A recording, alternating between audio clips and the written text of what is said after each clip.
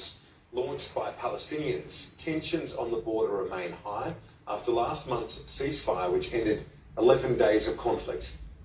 A tense situation along the Israel-Gaza border. Israeli aircraft carrying out airstrikes at militant sites in the Gaza Strip early Wednesday. The first since a ceasefire ended an 11-day war with Hamas last month.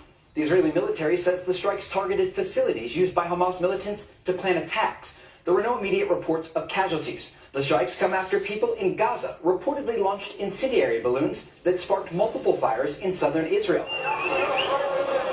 The balloon attack was launched in response to a flag march on Tuesday, celebrating Israel's capture of East Jerusalem in 1967. Hundreds of Israeli ultra-nationalists took part, with some reportedly chanting, quote, "death to Arabs."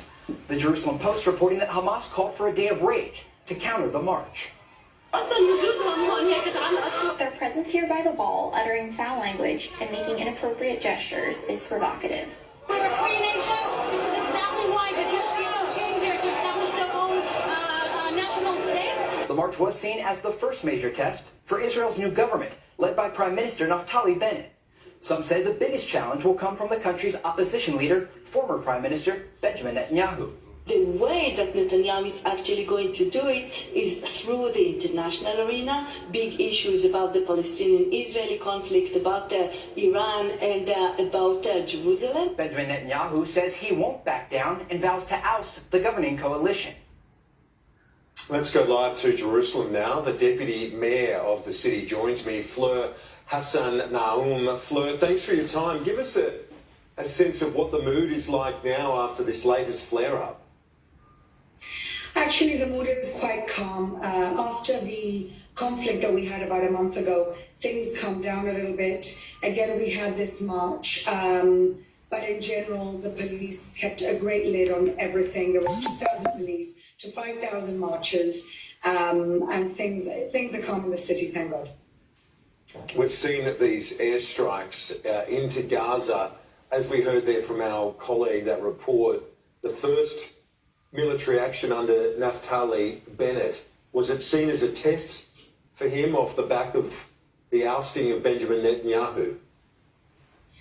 I think possibly. I mean, look, we just had a conflict with Gaza that we didn't start. We left Gaza in 2005. People keep forgetting and talking about occupied Gaza. Gaza is not occupied. We haven't been there since 2005. There's absolutely no reason for Hamas to be throwing rockets into mainland Israel, except that they want the destruction of Israel. They don't want any type of settlement with us. And so after going through all of that, where we had 4,000 rockets sent into our country, and the ceasefire, there's not one leader that wouldn't have also renewed the airstrikes from the incendiary explosives that they sent to us 2 days ago in order for us not to hold a march. Why should a terrorist group from Gaza dictate our national calendar for whether we march or we don't march? It's ridiculous. No country would put up with this. When you talk about that march, it was the group of ultra-nationalists in Jerusalem. How is that received by Israelis, Arab Israelis, when that sort of march is undertaken? These are not ultra-nationalists. These are people, yes, mainly from the religious right, not ultra-nationalists. These are people that celebrate, along with everybody else, every single year. We celebrate the reunification of our eternal capital, Jerusalem, every single year. And it's something that any country would do. And it's something that is normally done with love and celebration. And yes, you have a number of bad eggs chanting things that nobody in Israel agrees with. But again, there is no reason why terrorist groups should be dictating what marches we have and we don't have. We should do it with respect. We have freedom of speech in this country, and there's no reason why we shouldn't be having this march to celebrate the reunification of our capital for a war that we didn't even start, and that reunified Jerusalem that was under an illegal occupation by Jordan from 1948 to 67. And so most people are in favor of the march, and certainly nobody identifies with the more radical elements of the march. Fleur, how would you characterize this changing of power in Israel right now? We know Benjamin Netanyahu very well. He's been a prominent figure, not just in Israel, but around alliance and now this power sharing arrangement of what is quite a diverse coalition, isn't it, led at the moment by Naftali Bennett?